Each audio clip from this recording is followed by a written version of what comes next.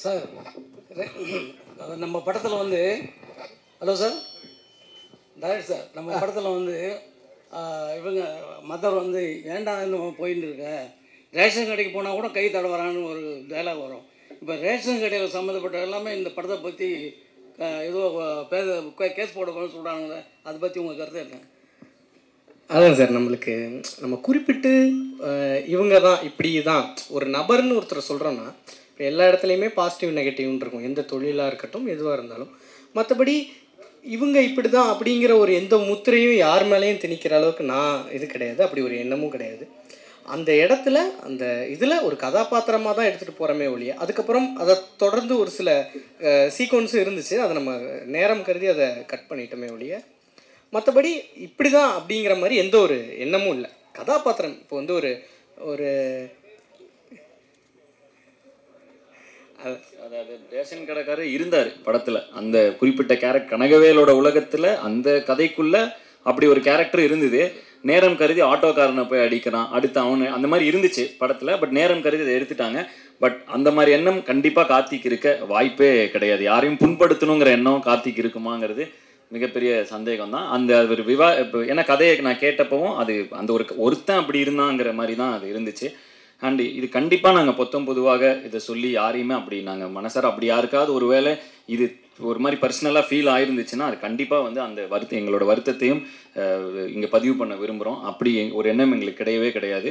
In fact இந்த படம் ஒரு கல்வியாளர், ஒரு கல்வி தந்தைங்கிற ஒரு விஷயத்தை வச்சு வருது.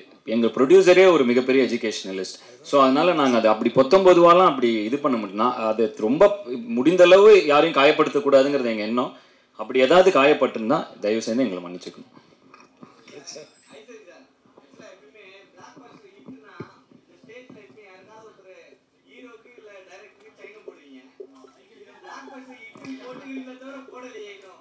நான் என்ன சொல்லியிருக்கேன், இருங்க 50வது நாள் ஃபங்க்ஷன் கொண்டாட போகிறேன்னு சொல்லியிருக்கிறேன். ஓகேங்களா?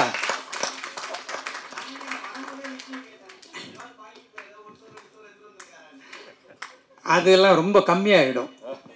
இந்த படத்துக்கு பெருசாக கொடுக்கணும்.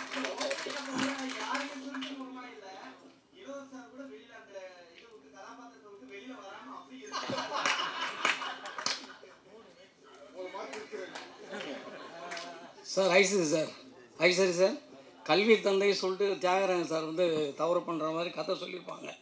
அந்த கதையை கேட்குறப்போ உங்களுடைய அந்த ஃபீலிங் என்ன? இந்த ஒரு கல்வி தந்தையை பற்றி நம்ம போகிறீங்களா, ஃபீலிங் இல்லையா அவங்களுக்கு? இல்லை, எனக்கு அந்த ஃபீலிங்லாம் இல்லை. இது வந்து ஒரு நல்ல கருத்து. இந்த கருத்தை நம்ம சொல்கிறது இன்னும் ரொம்ப ஆப்டாக இருக்கும் அப்படின்னு தான் நான் நினச்சேன். இல்லை, ஒரு கேர்ளோட வந்து அவர் தவறாக நடக்கிறான்றதை காட்டியிருக்கீங்க.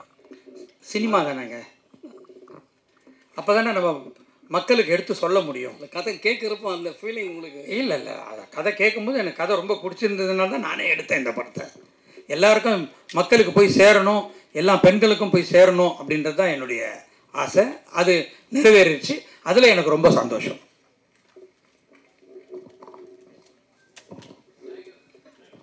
ஹிப்பாபாதி சார், இப்போ நம்ம தமிழ்நாட்டில் இந்தியாவில் இந்த மாதிரி செக்ஷுவல் அபியூஸ்மெண்ட்டுக்கு எதிராக போக்சோ சட்டம் இதெல்லாம் நிறைய இருக்குது.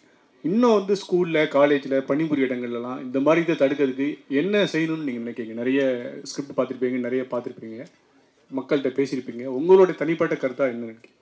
நான் ஒரு பத்திரிக்கையில் பார்த்தேனே, இந்த படம் ரிலீஸ் ஆகி ஒரு 4வது நாள் எல்லாம் படக்குழுவுக்கும் எல்லாருக்கும் ஷேர் பண்ணேன். ஒரு பத்திரிக்கையில் இதை பற்றி எழுதியிருந்தாங்க.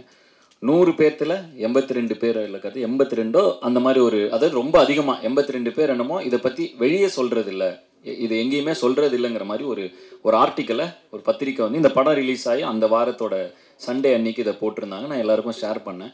அந்த ஆர்டிக்கல்லே இதுக்கான பதிலை சொல்லியிருக்காங்க. இதோட பிரச்சனை என்ன அப்படின்னா வந்து அது ஒரு பத்திரிக்கையாளர், ஒரு ரெஸ்பான்சிபிளான ஒரு பத்திரிக்கையாளர் அந்த டைமில் அதை ரிப்போர்ட் பண்ணணும்னு எடுத்து அது ஒரு ஆர்டிக்கலாக கம்பைல் பண்ணி எழுதியிருக்காரு. அது வேணால் அது எங்கே இருக்குன்னு தெரியல, நான் கண்டிப்பாக என்னோட இதில் கூட நான் ஷேர் பண்ணுறேன், என்னோட இன்ஸ்டாவில் கூட ஷேர் பண்ணுறேன். அதில் என்ன சொல்லியிருக்காருன்னா, இது அனைத்துக்குமே காரணம் வந்து மனநிலை தான் இதோட முக்கியமான பிரச்சனைங்கிறது தான் அந்த ஆர்டிக்கல் சொல்லுது.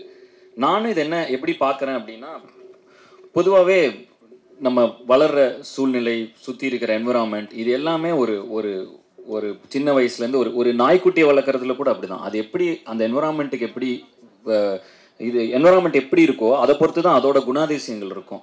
நல்ல ஒரு சமூகத்தையும் நல்ல ஒரு ஆக்கப்பூர்வமான ஒரு ஒரு கம்யூனிட்டியும் நம்மளை சுற்றி நம்ம கொண்டு வந்துட்டோம்னா இந்த மாதிரி நடக்கக்கூடிய சில குற்றங்கள் வந்து குறையும். அது குறிப்பாக பாலியல் குற்றங்கள் குறையிறதுக்கு சுற்றி இருக்கிற என்வரான்மெண்ட்டும், ஏன்னா ஒவ்வொருத்தரோட மனநிலை ரொம்ப முக்கியங்கிறாங்க. அப்படின்னா அப்போ அது என்வரான்மெண்ட்ல இருந்தால் ஒருத்தரோட மனநிலை அதுக்கேற்ற மாதிரி தான் ரியாக்ட் ஆகணும், சொசைட்டிக்கு ஏற்ற மாதிரி. ஸோ அப்போ அந்த சொசைட்டியாகவே நம்ம ஒரு பொதுவாகவே தமிழ் சமூகம் என்பது ஒரு அறிவார்ந்த சமூகம். இன்றைக்குன்னு இல்லை, பல ஆயிரம் வருடங்களாக அது ஒரு அறிவார்ந்த சமூகமாக முடிந்தவரை இருந்து வருகிறது. அப்படிப்பட்ட ஒரு இதில் வந்து இன்றைக்கி வந்து நம்மளுக்கு ஒரு எக்ஸ்ட்ரா இப்போ நிறைய நடக்கிறனால சொல்கிறேன், ஒரு எக்ஸ்ட்ரா கேர் இருக்க வேண்டியது, இந்த சமூகத்து மேலே ஒரு அக்கறை நமக்கு எல்லாருக்கும் இருக்க வேண்டியது முக்கியம்னு பார்க்குறேன். இது வந்து மனநிலை சம்மந்தப்பட்ட ஒரு பிரச்சனையாக தான் நான் பார்க்குறேன். டைரக்ட் சார், படம் மூவி முடிஞ்சு வெளில வரும்போதும் கேட்ட கேள்வி தான். ரியல் சேர்மன், காலேஜ் சேர்மன் வந்துட்டாரு, ரியல் சேர்மன் ஏன் வர மாட்டுறாரு? இல்லை, அவர் வரக்கூடாதுன்னு இல்லை, யாரும் பேசவும் இல்லை, தியாகராஜன் சாரை பற்றி யாரும் பேசவும் இல்லை. இல்லை அப்படிலாம் இல்லை, அவர் ஆல்ரெடி போன இதில் பேசியிருந்தோம், ஒரு இன்டர்வியூவில் பார்த்தீங்கன்னா பேசிகிட்டு இருக்கோம். அவர் இப்போ நீங்கள் அத்தனை பேர் அதை அவரை பற்றி பேசியிருக்கீங்க, அப்படிலாம் இல்லை. அவர் வந்து இப்போ அவர் உடல்நலத்தையும் கருத்தில் கொண்டு நாங்கள் ஆப்ரேஷன், ஸோ அதனால அவரை நாங்கள் டிஸ்டர்ப் பண்ணுறது அவ்வளோ கரெக்டாக இருக்காது. நீங்கள் இப்போ நாங்கள் இங்கேயுமே வந்து இப்படி ஒரு விழா நடக்க போகுது அப்படின்னோம், நிறைய இப்போ அதாவது பாக்யராஜ் சாராகட்டும் அவங்க வந்து அவங்களோட ஆசீர்வாதங்களுக்கு கொடுக்கணும்னு அவங்க வந்தது வந்து நாங்கள் வந்து வந்தவங்களுக்கு ரொம்ப நன்றின்னு தான் சொல்ல முடியும். வராதவங்க வந்து அது அவங்களுக்கு அவர் சார் ரொம்ப ஆல்ரெடி அவருக்கு ஹெல்த் இஷ்யூஸ் இருக்குது. ஸோ அவரை அப்படி நீங்கள் அது எதுவும் இது பண்ணாதீங்க. எங்களுக்கு அவர் படத்தில் அவ்வளோ பெரிய ஒரு விஷயம் நடந்திருக்கு இல்லையா, எங்களுக்கு ரொம்ப ஹாப்பி தான்.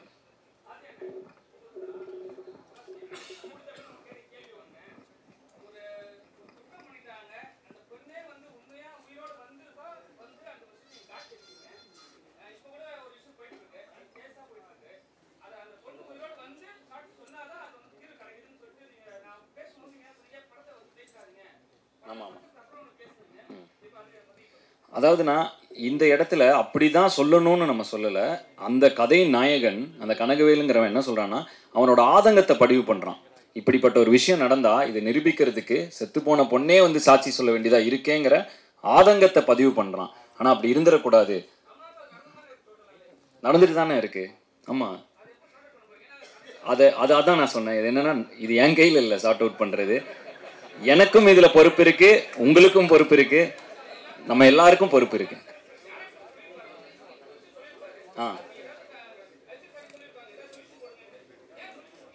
இதுக்கு சொல்யூஷன் வந்து என் கையில இருந்தா கொடுத்துருப்பேன், இவர் கையில இருந்தா கொடுத்துருப்போம். பட் இந்த சொல்யூஷன் நம்ம சமுதாயம் மொத்தம் நம்ம எல்லார் கையிலும் இருக்குதுங்கிறனால இதுக்கான சொல்யூஷனை நம்ம தான் எல்லாரும் சேர்ந்து எழுத போறோம். இல்ல அது சொல்யூஷன் இல்லை, அது ஆதங்கம். இப்படி பொண்ணு உயிரோட வர வேண்டியது இருக்கேங்கிற அவன் ஆதங்கப்படுறான். அப்போ இதுக்கான தீர்வு என்னன்னா, அது நம்ம ஒவ்வொருத்தரோட கையிலும் இருக்கு. நம்ம இதை எப்படி நம்ம இந்த சமூகத்துக்குள் என்ன விதைக்கிறோமோ அதுவாக தான் இந்த சமூகம் ஒரு 10 வருஷம் கழிச்சு மாறுது. ஸோ தொடர்ந்து ஆக்கப்பூர்வமான விஷயங்களையும் நல்ல விஷயங்களையும் நம்ம தொடர்ந்து நீங்கள் எழுதுவது மூலமாகவும் நாங்கள் படைப்பதன் மூலமாகவும் நம்ம பண்ணிக்கிட்டே இருந்தோம்னா கண்டிப்பாக இந்த சமூகம் ஒரு நல்ல சமூகமாக ஒரு ஆல்ரெடி ஒரு நல்ல லேர்ன்ட் எஜுகேட்டட் இதாக தான் நிறைய உலக அரங்கில் நம்ம பார்க்கப்படுகிறோம், தமிழர்களாக பார்க்கப்படுகிறோம். தொடர்ந்து இது பண்ணால் புரியலண்ணே, இல்லை அரசியல் நான் சக்ஸஸ் மீட். தேங்க்யூ. நம்ம குரூப்